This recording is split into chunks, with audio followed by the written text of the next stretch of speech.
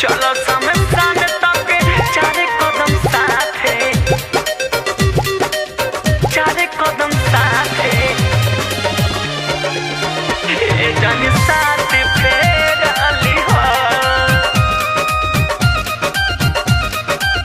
ए जानी साथ फेर अली हो। लाश बन के जी सांस छीन लेलू हो, बदला कवना जन्म के गिन देलू हो। लाश बन के जी सांस छीन लेलू हो, बदला कवना जन्म के गिन देलू हो। प्यार कोइले बारू यार तो निभा दिहा, चलो समसान तक चारे कदम साथे, लाश के हमारा कंधा दिहा। जरी जब चीता पियावा के संगे, ए जन साथ फेर लिहा।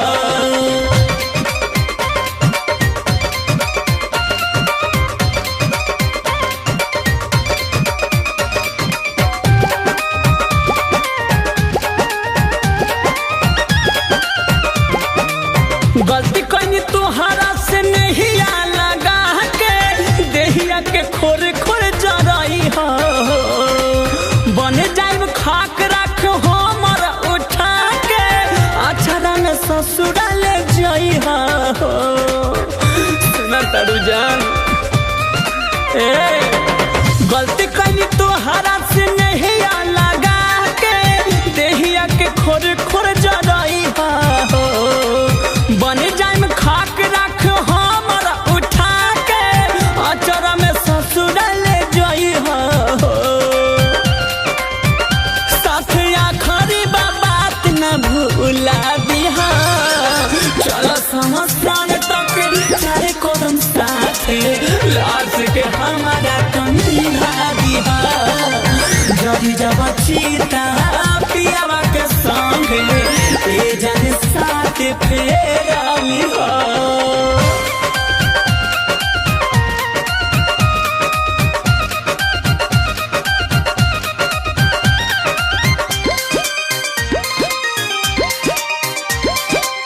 कफन हटा के हाथ से अपना, एक बेर तनिका सा देख लिहा।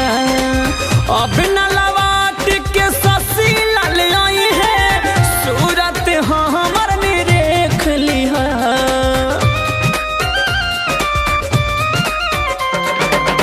कफन हटा के हाथ से अपना, एक बेर तनिका सा देख लिहा। राहुल रसिक न लवाट के आई है, सूरत यहाँ के निरेख लिहा। भले झूठा बाकी लोर तू बहा दिहा, चलो समसान तक चारे कदम साथे, लाश के हमारा कंधा दिहा। जई जब चीता पियावा के संगे, ए जन साथ फेर लिहा। लाश बन के जी सांस छीन लेलू हो, बदला कवना जन्म के गिन देलू हो। प्यार कोइले बारू यार तो निभा दिहा, चलो समसान तक चारे कदम साथे, लाश के हमारा कंधा दिहा।